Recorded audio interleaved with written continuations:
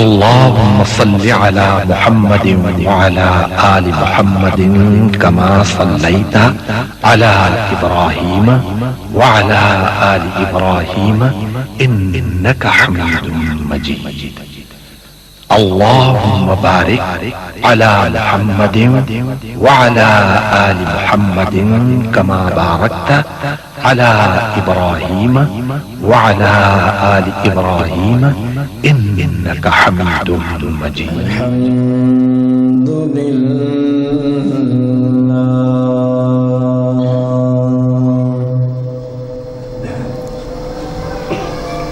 الحمد لله رب العالمين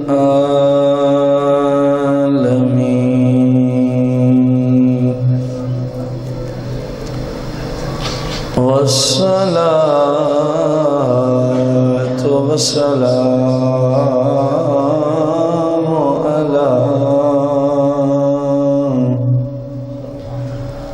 على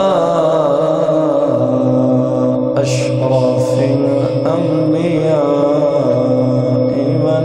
والمرسلين وعلى آله وأصحابه وأزواجه وعلماء ملته أجمعين. أما بعد فأعوذ بالله من الشيطان الرجيم. بسم الله الرحمن الرحيم. قال الله تبارك وتعالى في القرآن المجيد والفرقان الحميد في شان حبيبه عليه الصلاة والتسليم. إن الله وملائكته يصلون على النبي يا أيها الذين آمنوا صلوا عليه وسلموا تسلیما. سارے دوستوں دو سلام بڑھا کر الصلاۃ والسلام علیک یا سیدی یا رسول اللہ. الصلاۃ والسلام علیک یا سیدی یا حبیب اللہ. الصلاۃ والسلام علیک یا سیدی یا شفیع المذنبین. الصلاۃ والسلام علیک یا سیدی یا رحمت للعالمین. الصلاۃ والسلام علیک یا سیدی یا قاسم لکل شیء للعالمین.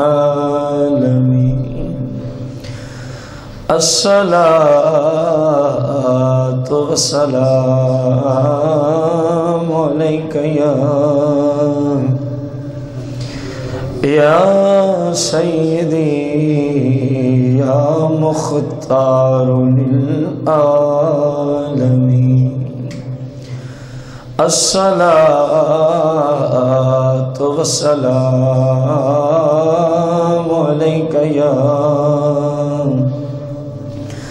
يا سيدي يا أنيس الغريبين الصلاة والسلام عليك يا سيدي يا جد الحسن والحسين مولاي صل وسلم دائما أبدا على حبيبك خير الخلق كلهم.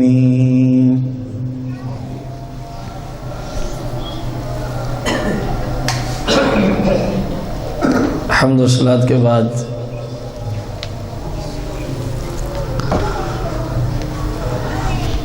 بزرگوں، دوستوں، بھائیوں اور سامعین محتشم، احباب ذی وقار، ہمارے آج کے جمعۃ المبارک کے خطبے کا جو موضوع ہے یزیدی کتوں کی ہلاکت کیسے ہوئی تھی، قسط نمبر 3، اور اس سلسلہ میں آج آخری قسط ہے. اگرچہ مواد تو بہت سارا تاریخ کی کتب میں ابھی باقی ہے اس سلسلہ میں، لیکن جو مقصود ہے امید ہے وہ یہ آج تیسرا جمعہ ہے کہ جن یزیدیوں نے کربلا میں ظلم و ستم کیا تھا پھر وہ خود کس طرح لعنت کی موت مرے تھے. اس سلسلہ میں آج ہماری آخری قسط ہوگی. مختار ثقفی کو عبداللہ نامی ایک شخص نے بتایا کہ عبداللہ بن اسید، مالک بن نصیر اور حمل بن مالک المحاربی، یہ تین کتے بھی ان کتوں میں شامل ہیں جو کربلا میں نواسہ رسول اور آپ کے رفقا پر ظلم و ستم کرنے میں پیش تھے. تو مختار ثقفی نے حکم دیا اپنے ایک سردار کو کہ اس طرح ہے کہ ان تینوں کا پیچھا کرو، یہ کہاں ہیں. اس وقت یہ تینوں کتے قادسیہ کے قریب رہتے تھے. قادسیہ کے قریب رہتے تھے، اور مختار کا جو سردار تھا، جو سپہ سالار تھا، وہ اپنے سپاہیوں کو لے کر قادسیہ پہنچا اور ان تینوں یزیدی کتوں کو گرفتار کرتا ہے. ان تینوں کو کیا کرتا ہے؟ گرفتار کرتا ہے، اور رات کے وقت اپنے سپاہیوں کو کہا کہ ان سب کو مختار کے پاس لے چلو، امیر مختار کے پاس لے چلو. جب یہ بدبخت مختار کے دربار میں پہنچے، مختار ثقفی نے ان تینوں لعنتیوں سے فرمایا کہ میں حسین بن علی کی زیارت کرنا چاہتا ہوں، وہ کہاں ہے؟ حسین بن علی کی میں کیا کرنا چاہتا ہوں، وہ کہاں ہیں؟ تمہیں کوئی پتہ ہے ان کے بارے میں؟ تمہیں کوئی پتہ ہے کہ وہ نواسہ رسول آج کل ہمیں زیارت جو کرنے کا ہمیں شوق ہے، وہ کہاں ملیں گے؟ وہ ہمیں کہاں ملیں گے؟ اور کہا میں تم سے اس حسین کی بات کر رہا ہوں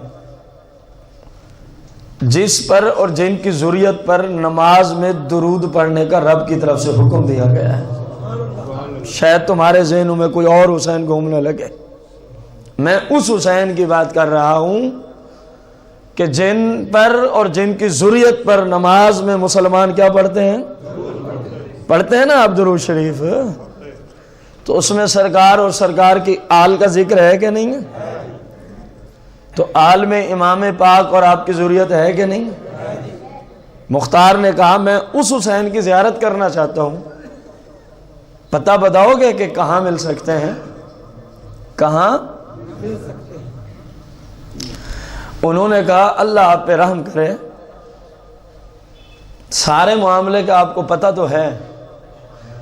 تو فرمایا پھر تم اللہ کے بھی دشمن ہو، اللہ کے رسول کے بھی دشمن ہو، اور آل رسول کے بھی کیا ہو؟ آگے سے رونے لگے، چیخنے لگے، چلانے لگے، کیونکہ پتہ تو ان کو تھا کتنے یزیدیوں کو مختار جہنم حاصل کر چکا ہے، چھوڑے گا ہمیں بھی،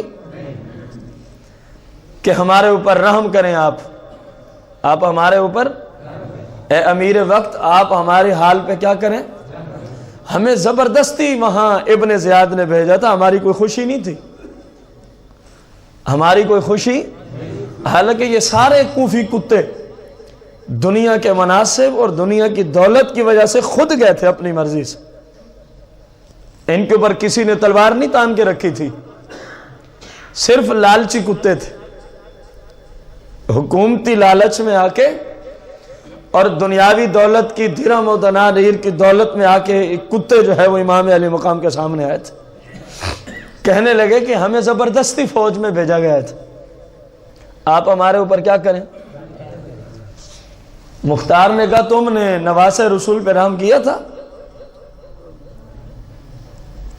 اس نے آگے سے جملے بولے آج جو رحم کی اپیلیں کرتے ہو، بتاؤ تم نے سرکار دو جہاں کے صحابہ و اہل بیت پر کوفہ میں اور بدبخت و کربلا کے اندر تم نے کتنا رحم کیا تھا ان پر؟ تم نے تو ان کے چھوٹے چھوٹے بچوں پر پانی کو بند کر دیا تھا، یاد ہے تمہیں؟ تم وہی کتے ہو، نہر فرات دریائے فرات سے جنگل کے کتے پانی پی سکتے تھے، تم انہیں نہیں روکتے تھے، جنگل میں چیرنے پھاڑنے والے درندے اسی پانی سے پیتے رہے، یزیدی کتوں تم نے ان درندوں اور جانوروں کو روکا؟ تم نے اگر روکا تھا تو اطرت رسول اور صحابہ رسول کو روکا تھا جو کربلا میں تھے، جو اقتدار تھی صحابہ رسول کی کربلا میں جو شہید ہوئی ہے، کربلا کے اندر جو سرکار کی اطرت کے افراد تو 16 سے 18 کے درمیان ہیں جو کربلا میں شہید ہوئے تھے، بقایا تو آقا کریم کے صحابہ ہی تھے، بقایا تو آقا کریم کے صحابہ کرام علیہم رضوان تھے۔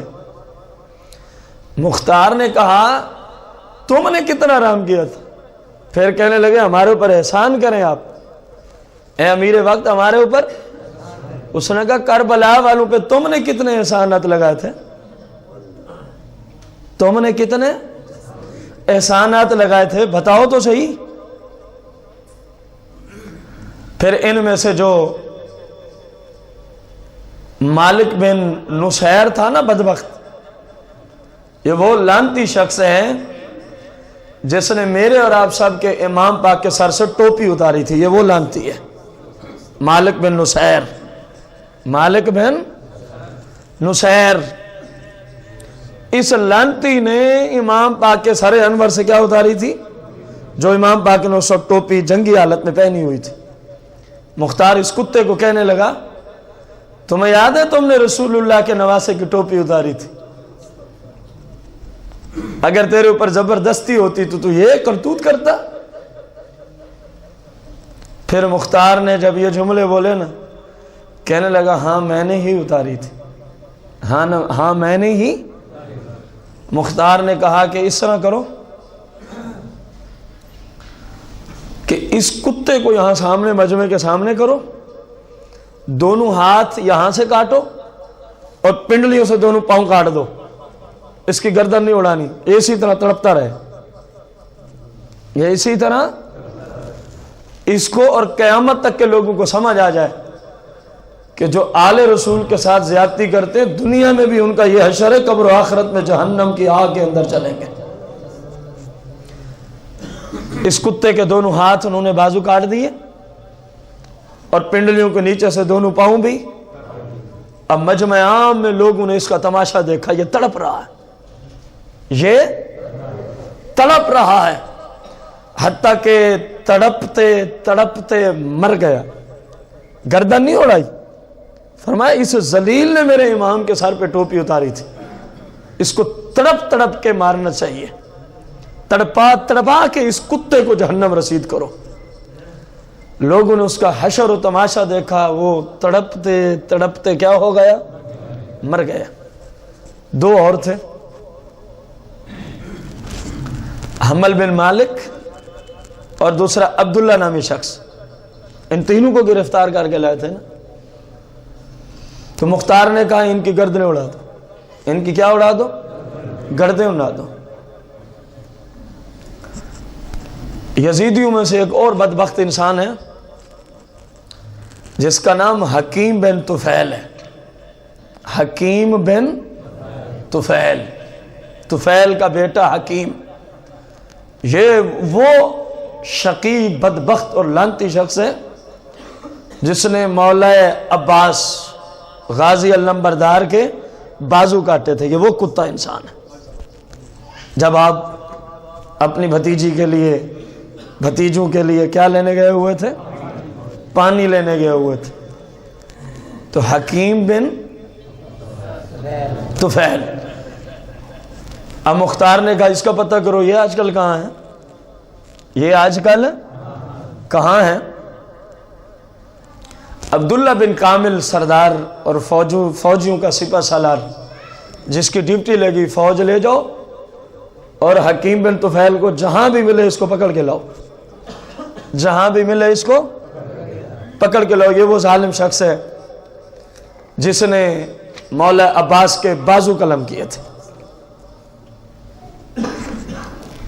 اب یہ گئے، اس لعنتی کو گرفتار کیا، اس لعنتی کو گرفتار کیا، تو اس کے گھر والوں نے نا عدی نامی ایک شخص کو مختار کے محل میں بھیجا کہ ہمارے حکیم بن طفیل کو مختار کے فوجیوں نے کیا کر لیا، اور تو جا اس کی سفارش کر، تو جا اس کی۔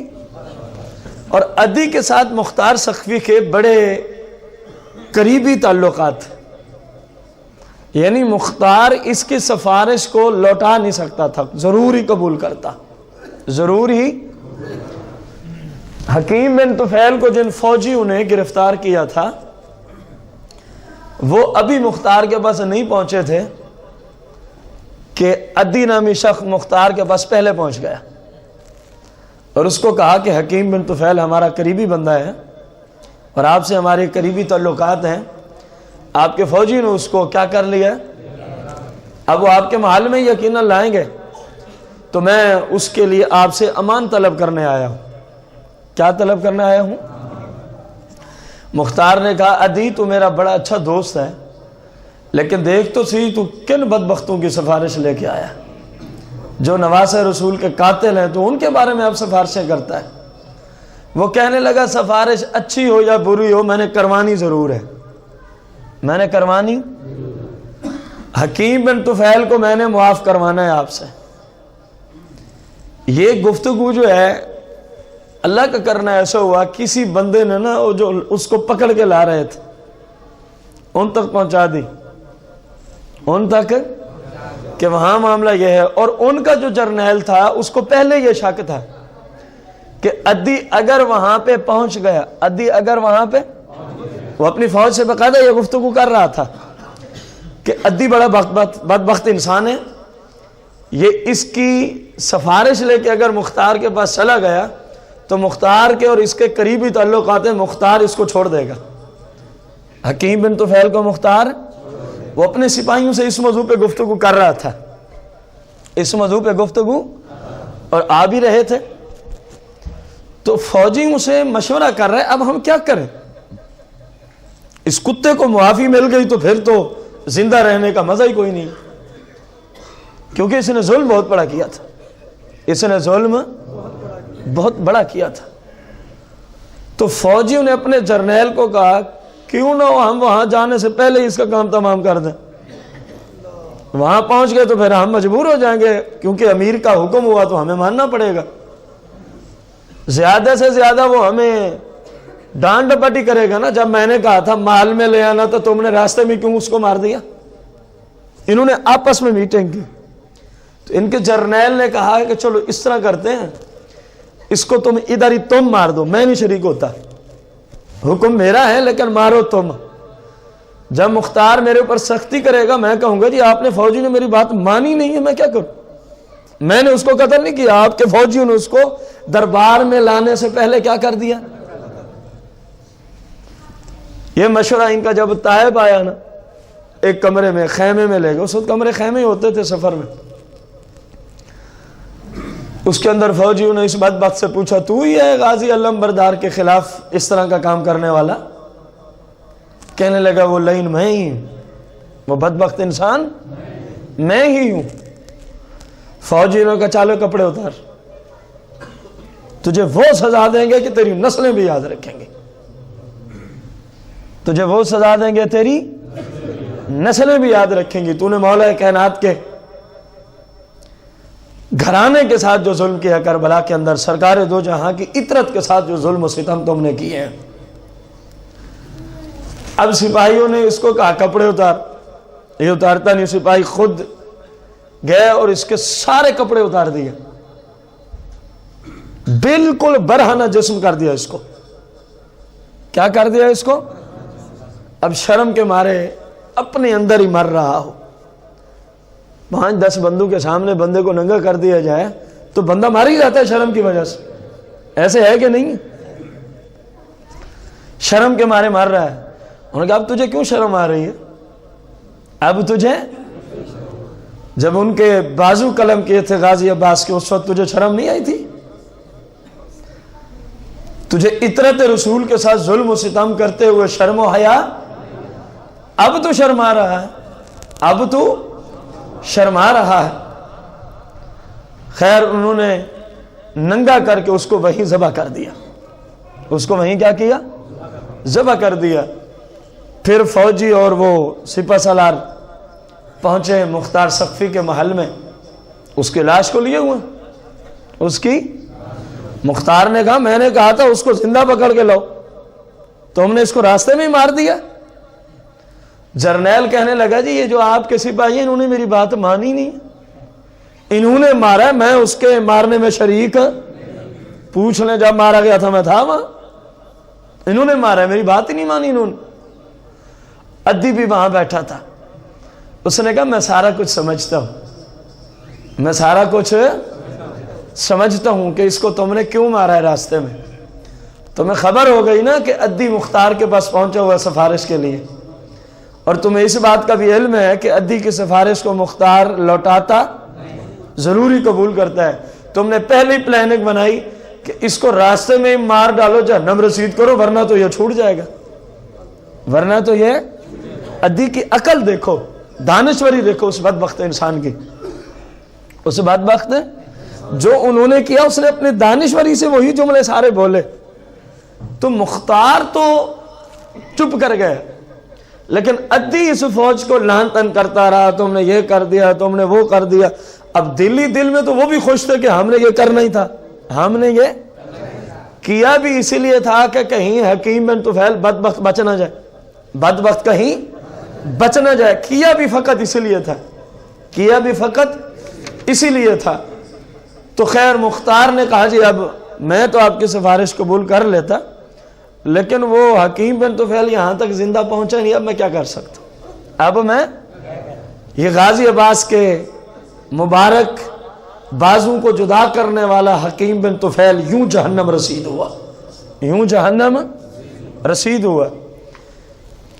ان سب کا جو بڑا لعنتی تھا وہ پتہ ہے کون تھا؟ پورے کربلا کے اندر جتنی یزیدی فوج تھی، کوفے کا گورنر ان دنوں میں کون تھا؟ ابن زیاد۔ اس لعنتی کی وجہ سے یہ سارا کچھ ہوا تھا،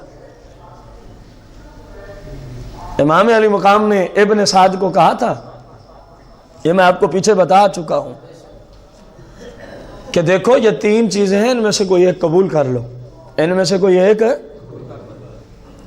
اور ابن سعد نہیں، عمر بن سعد جن کو پورا نام ہے ابن سعد بھی کہتے ہیں، سعد کا بیٹا عمر جب ابن زیاد کے پاس پہنچا نا تو وہ بھی تقریباً ایگری ہو گیا تھا کہ یار اطرت رسول ہے، ہم اپنے ہاتھ کیوں رنگیں ان کے خون سے۔ وہ فرما رہے ہیں یا مجھے مدینے واپس جانے دو، یا مجھے ڈائریکٹ یزید کے پاس لے چلو، یا مجھے دور دراز کسی علاقے میں جانے دو جہاں میں اپنے نانے کی دین کی تبلیغ کرتے کرتے زندگی گزار دوں گا، میں تم سے لڑنا نہیں چاہتا۔ ابن سعد بھی ابن زیاد بھی دونوں اس بات پہ متفق ہو گئے، لیکن ایک لائن اور بیٹھا تھا۔ جب ابن سعد واپس لوٹا نا، شمر لائن، اس نے ابن زیاد کو کہا پھر آپ کی حکمرانی کہاں جائے گی؟ اتنے بڑے آپ گورنر ہیں اور وہ آپ کی بات ہی نہیں مان رہا کہ یزید کی کیا کرے، بیعت کرے۔ یزید کو ووٹ نہیں دیتا وہ آپ کے کہے پر، ان کی کسی بات کو آپ مانیں گے، اس کا مطلب ہے پھر گورنر آپ نہیں ہے، پھر تو نواسہ رسول گورنر ہوا۔ اس شمر لائن نے جب اس کے ذہن میں یہ بات ڈالی نا، تو جو لوگ حکومتی مناصب پہ ہوتے ہیں نا، ان میں فخر اور تکبر کوٹ کوٹ کے بھرا ہوتا ہے۔ اس لانتی نے جیسے جملے سنے، اس نے کہا بات تو تیری ٹھیک ہے، گورنر میں ہوں، میری بات یہ نہ مانے، میں اس کی مان لوں، میری تو عزت ہی نہ رہی، میری تو۔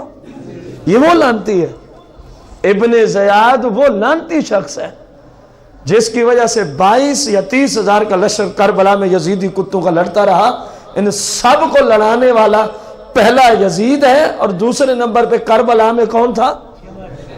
ابن زیاد، کیونکہ وہاں کا کوفے کا گورنر یہی ہے نا، کوفے کا گورنر یہی تھا۔ حاکم وقت پوری اسلامی سلطنت کا یزید تھا، اور کوفے کا گورنر کون تھا؟ ابن زیاد۔ اب ابن زیاد، مختار نے کہا وہ لانتی کہاں ہے آج کل؟ کون سا لانتی؟ بولو تو صحیح۔ ابن زیاد۔ اب یہ بدبخت جو ہے وہ تقریباً ایک علاقے کا نام ہے عراق میں موصل، کیا نام ہے علاقے کا؟ موصل کے علاقے میں جا کے اس نے ڈیرے لگائے ہوئے تھے جب سے مختار آیا تھا گورنر بن کے۔ وہ کیوں ایک ایک کو چن چن کے مار رہا تھا، اس نے کہا اب خیر میری بھی، کیونکہ ان سب کو تو میں نہیں جنگ پہ آمادہ کیا ہوا تھا۔ کسی کو درہم کا لالچ ہے تو کسی کو دینار کا لالچ ہے تو کسی کو گورنری کا لالچ تھا، دینے والا کون تھا؟ یہی ابن زیاد۔ اور اس کو پیچھے سے ڈوز کون پہنچا رہا تھا؟ یزید۔ موصل نکل گیا۔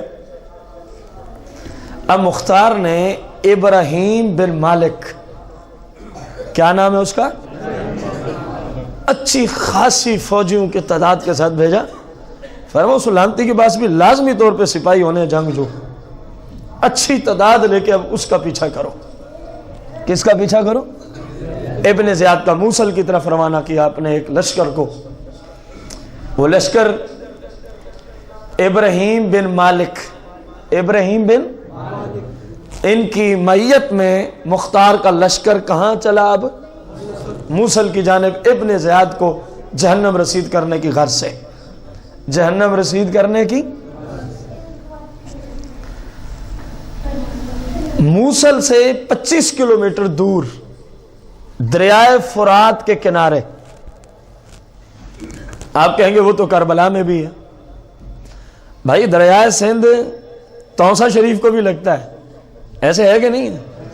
دریائے سندھ راجن پور کے علاقے کو بھی لگتا ہے، ڈیرہ غازی خان کو بھی لگتا ہے، ایسے ہے کہ نہیں؟ اسی طرح راویہ کتنے شہروں کو لگتا ہے۔ تو اس کی بھی یہی حالت ہے، کربلا نہیں ہے، کربلا سے دور ہے، موصل سے بھی 25 کلومیٹر دور، لیکن کنارہ فرات کا ہی ہے۔ مالک کی تقدیر دیکھو، یہ سن 67 ہجری کا واقعہ ہے۔ اور 61 ہجری کے اندر بھی کربلا تھی اور فرات کا کنارہ تھا، اور فرات کا ایک طرف یزیدی فوج تو دوسری طرف نواسہ رسول۔ صرف 6 سال کے بعد دریائے فرات ہی کا کنارہ ہے، جگہ تبدیل ہو گئی ہے، جگہ ایک طرف ابن زیاد کی فوج ہے اور دوسری طرف ابراہیم بن مالک جو مختار سقفی کی طرف سے مامور ہے، اس یزیدی کتے کو جہنم رسید کرنے پر آپس میں مقابلہ ہوا۔ آپس میں کافی دیر تک جنگ ہوتی رہی، اس کے پاس بھی کافی اسلحہ تھا، بڑے جنگجو بہادر جوان اس کے پاس بھی تھے ابن زیاد کے پاس، لیکن ادھر حکومت وقت کی فوج تھی، ان کے پاس اسلحہ بھی اور فوجیوں کی تعداد بھی زیادہ تھی، فوجیوں کی تعداد بھی، حتیٰ کہ جنگ لڑتے لڑتے اللہ کریم نے ابراہیم بن مالک کی فوج کو کیا عطا فرمائی؟ فتح عطا فرمائی۔ ابن زیاد کے کافی سارے کتے جہنم رسید ہوئے، اور پھر ابن زیاد کو فوج نے کیا کر لیا؟ گرفتار کر دیا۔ ابن زیاد اب مختار کی فوج کے ہاتھوں گرفتار ہے، مختار کے فوج کے ہاتھوں کیا ہے؟ گرفتار ہے۔ پتہ ہے جس وقت اس کو گرفتار کیا گیا تھا، نہر فرات بھی ہے، نہر فرات کا کنارہ بھی ہے، مہینہ کون سا تھا؟ محرم شریف۔ پتہ ہے تاریخ کون سی تھی؟ 10 محرم الحرام۔ خالق کی قدرت کا نظام دیکھو، نہر فرات پہ تھا، صرف 6 سال پہلے ظلم و ستم کیے تھے، مہینہ محرم کا، تاریخ، صرف 6 سال عیاشی کی اس نے۔ اس کے بعد اب سن 67 ہجری ہے، محرم کا مہینہ ہے، اور تاریخ کیا ہے؟ 10 محرم کا دن ہے، 10 محرم کا دن ہے۔ مالک کریم نے اپنے محبوب کی اطرت کے دشمنوں کے ساتھ کس کس انداز سے لوگوں کو پیدا کر کے انتقام لیا دنیا میں، آپ اندازہ لگائیں۔ اس لعنتی نے کوفے کی گورنری بچانے کے لیے یہ ظلم کیا تھا۔ اس کو آفر یہ تھی اگر یہ جنگ تو لڑے گا تو تو گورنر بحال ہی رہے گا، اگر تو نے یہ نہ لڑی تو تیرے سے گورنر یزید چھین لے گا۔ مجھے نہیں سمجھ آتی ان لوگوں کی جو آج بعض لوگ کہتے ہیں یزید تو ان کے اس فعل پہ راضی ہی نہیں تھا، تو پھر حافظ ابن کثیر نے البدایہ والنہایہ میں یہ کیوں لکھا ہے کہ ہر یزیدی کتے فوجی کو یزید کی طرف سے 100 سونے کی اشرفی اس کام کی دی گئی کہ جاؤ لڑو، اور اس زمانے کی 20 سونے کی اشرفیاں ہوں نا تو آپ کے زمانے میں انہی کا وزن 7.5 تولے سونا بنتا ہے۔ ہر فوجی کو کتنا ملا تھا؟ 100 دینار سونے کی اشرفی، جس سے 20 ہوں تو کتنے تولے سونا بنتا ہے آپ کے زمانے میں؟ 7.5 کو آپ 5 سے ضرب دیں گے تو 40 کے قریب ایسے ہے کہ نہیں؟ اس کی قیمت بناؤ اپنی کرنسی میں، تقریباً کوئی 17 سے 18 لاکھ روپیہ ایک یزیدی کو جو دیا تھا یزید نے۔ اگر وہ راضی نہیں تھا تو کس چیز کا دیا تھا؟ اگر وہ راضی نہیں تھا تو جب امام پاک کا سر انور یزید کے دربار میں پہنچایا گیا، یزید کے دربار میں پہنچایا گیا، میں پوچھنا چاہوں گا ان لوگوں سے جو کہتے ہیں وہ راضی نہیں تھا، دراصل یہ اس کو آج بھی اپنا امیر سمجھتے ہیں۔ کچھ لوگ آج بھی یزید کو جنتی بنانے کی کاوش میں ہیں۔ تو سرکار کی حدیث کا مصداق ہوں، فرمایا جس کو جس کے ساتھ محبت ہوگی قیامت کے دن وہ اسی کے ساتھ اٹھے گا۔ الحمدللہ ہمیں امام پاک اور آپ کے رفقا سے محبت ہے، قیامت کا دن ہوگا سنی حسینی قافلے کے ساتھ کھڑے ہوں گے۔ تمہیں یزید و اہل یزید سے محبت ہے جو اس کے فوجی تھے، ابن زیاد جیسے، عمر بن سعد جیسے کتوں سے، اور انشاءاللہ ہماری آنکھیں دیکھیں گی قیامت کے دن ہوگا تمہارے جیسے گستاخ یزید کے ساتھ ہی اٹھیں گے جو آج یزید کو جنتی بنانے کے چکروں میں ہیں. حالانکہ ہم نے اس روایت پہ پورا ایک جمعہ پڑھا کے آپ کو جواب بھی مفصل دے دیا ہے کہ جس روایت کے تحت یزید کو کیا بناتے ہیں، اس روایت کے تو راوی بھی اس امت کے مجوسی تھے. اس روایت کے جو راوی ہیں وہ اہل بیت اطہار کے دشمن تھے. وہ یہ جملے بولتے تھے ہمارے سامنے علی کا ذکر نہ کیا کرو، اور صحابہ کہتے ہیں جس کے سامنے علی کا نام لیا جائے اور وہ خوش نہ ہو تو وہ منافق ہوتا ہے، منافق. اور جو کتا کہتا تھا میرے سامنے علی کا نام نہ لو، اس کی روایت پہ بھلا عمل ہو سکتا ہے؟ کوئی شرم کی حد ہوتی ہے، لیکن ان لوگوں نے وہ حد کراس کر دی ہے. انشاءاللہ قیامت قریب ہے، یہ آپ بھی ہوں گے انشاءاللہ، فقیر بھی ہوگا.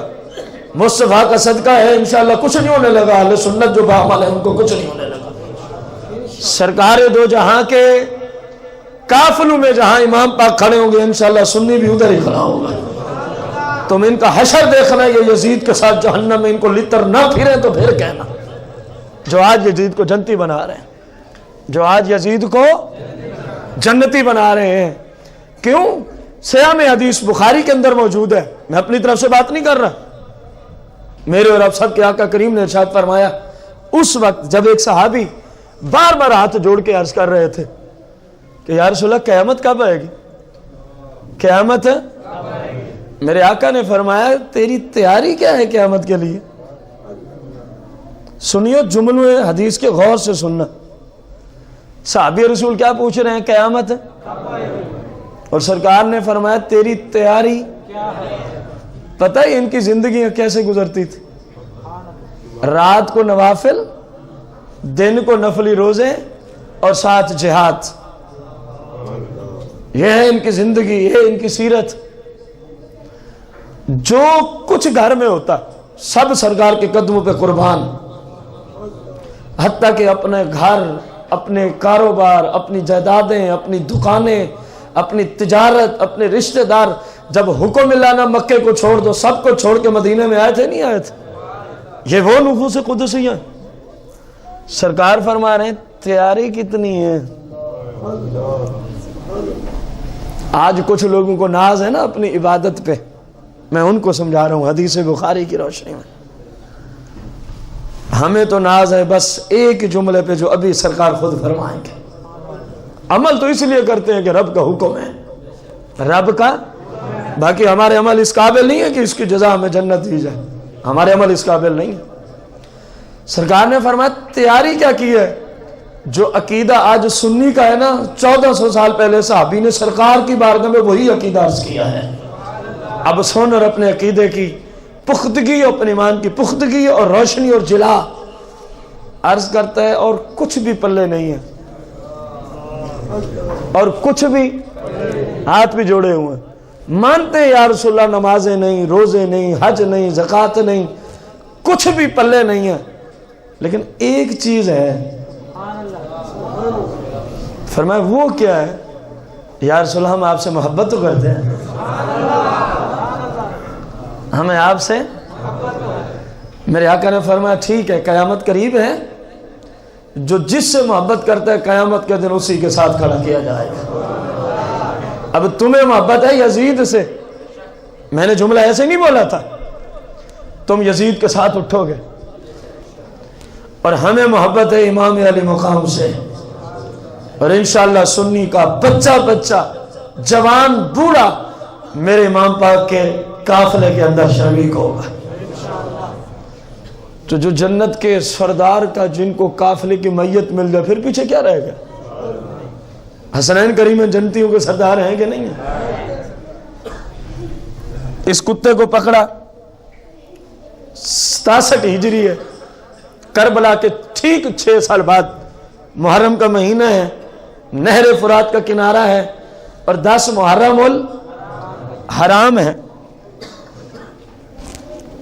جب اس کو پکڑا تو سب سے پہلے کیا کیا؟ اس کو ذبح کیا. اس کو کیا کیا؟ وہیں نہر فرات کے کنارے ذبح کیا. پھر اس کا سر کاٹا، پھر اس کے سر کو مختار کے پاس کوفے میں بھیجا گیا. اس کے سر کو مختار کے پاس. مختار نے دارالامارت کوفہ کو سجایا، فرمایا آج ہم جشن منائیں گے.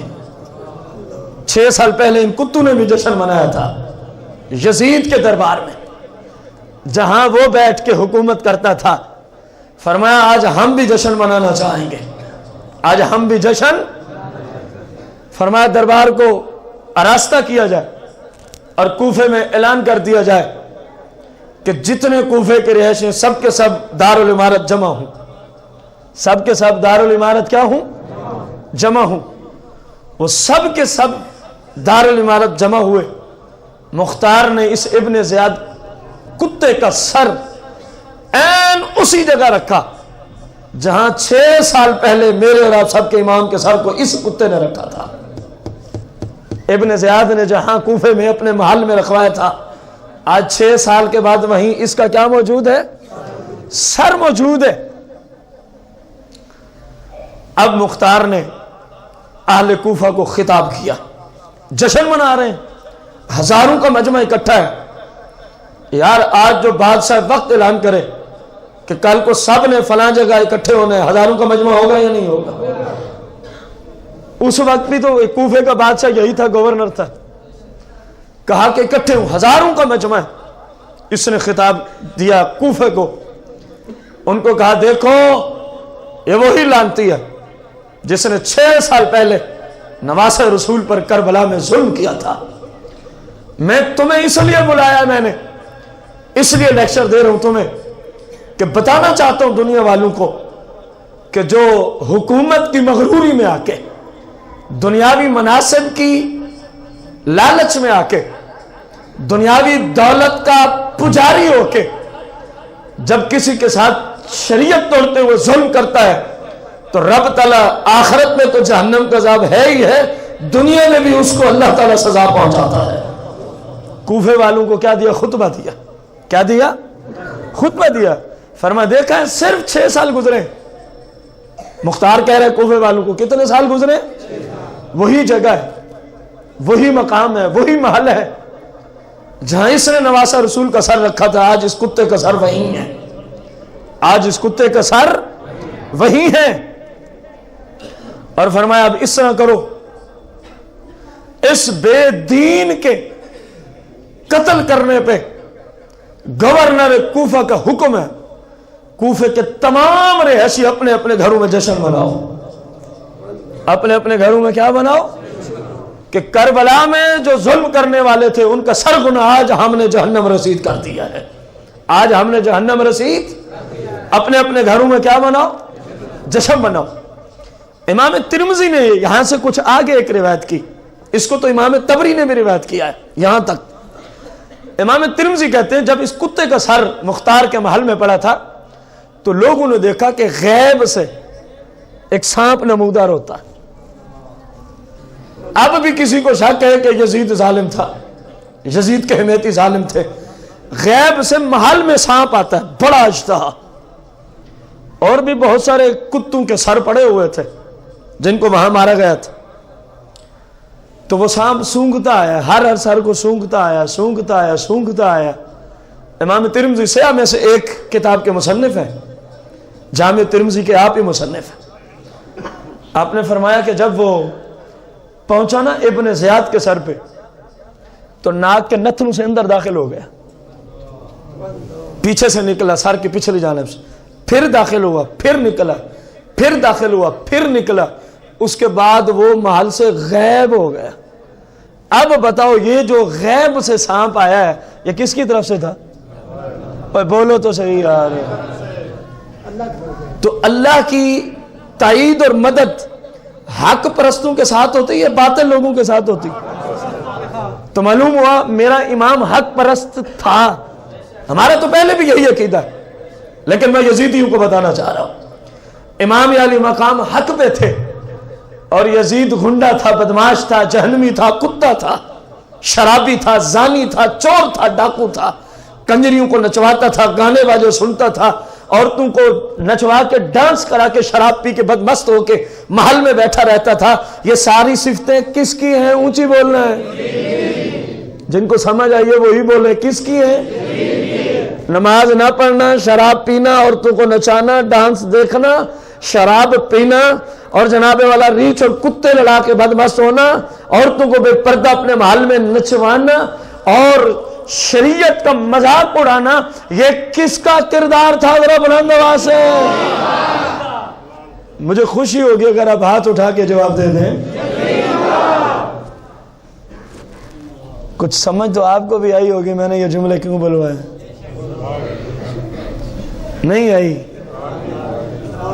العاقل تکفیہ الاشارہ، عقل مند کو تو اشارہ ہی کافی ہوتا ہے، عقل مند کو تو اشارہ ہی کافی ہوتا ہے۔ اپنے آپ پہ غور کرو کہ ہم کس کی سیرت کے مصداق ہیں، اپنے شب و روز پہ غور کرو۔ میں پوچھنا چاہوں، اگر میرے امام کے چہرے پہ سنت کے مطابق داڑھی نہیں تھی؟ جن کو سمجھ ہے وہی بولے۔ اگر میں پوچھنا چاہوں میرا امام 5 وقت کا نمازی نہیں تھا؟ ایسی نماز پڑھ کے دکھائی ہے کہ پھر زمانہ یاد رکھے گا، ایسے ہے کہ نہیں؟ میرا امام قرآن پاک کی تلاوت بلا ناغہ کرنے والا تھا کہ نہیں تھا؟ ایسی عادت تھی تلاوت کلام کی میرے لجپال حسین کو، ایسی عادت تھی تلاوت کلام پاک کی میرے لجپال حسین کو، ناغہ نہ ہونے دیا۔ ناغہ اگرچہ سر انور جسم سے جدا ہو گیا، ناغہ نہ ہونے دیا تلاوت کلام پاک کا، اگرچہ سر انور جسم سے جدا ہو گیا۔ ہم کتنا قرآن پڑھتے ہیں؟ اپنے آپ سے پوچھ رہا ہوں، میں کیوں ہاتھ کھڑے کروں؟ میں نے کوئی آپ کی قبر میں جانا؟ میں اپنی میں جاؤں گا، آپ اپنی میں جائیں گے۔ میں نے اپنا جواب دینا ہے، آپ اپنا جواب دیں گے۔ البتہ میرے ذمہ ہے حق پہنچانا۔ سمجھ تو آ گئی ہوگی نا آپ کو، حسینیت کس چیز کا نام ہے اور یزیدیت؟ بس میں امام پاک کو آخری اسی مضمون پہ ایک شعر ذہن میں آ رہا ہے، اس پہ اختتام کروں گا۔ 1-2 منٹ اوپر ہو جائے تو معذرت بھی چاہوں گا، کیونکہ موضوع ختم ہونے لگا ہے، تو ہم امام پاک کو آخر میں سلام پیش کر کے اس موضوع کو ختم کرتے ہیں۔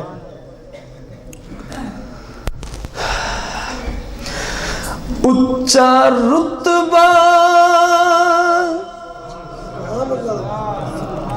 شہیدہ دے سلطان دا،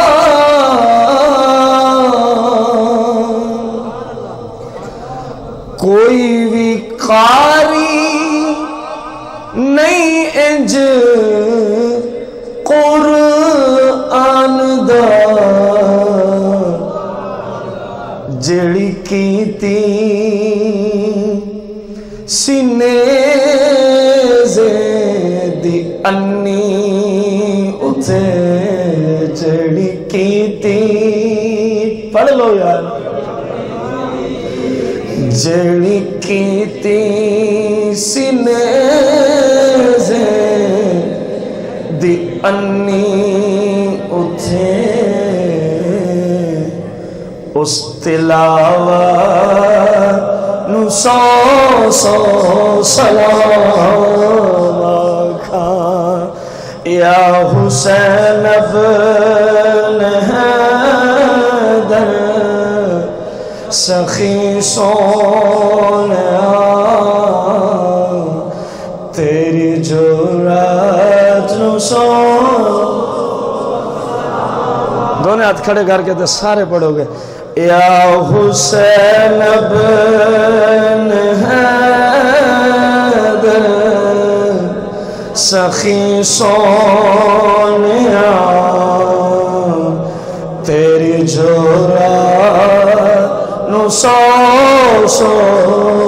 آخر تک آواز آنی چاہیے، تیری جرات نو 100 سلام۔ اللہ کریم مجھے آپ سب کو قیامت کے دن امام علی مقام کا ساتھ عطا فرمائے، آمین بجاہ النبی۔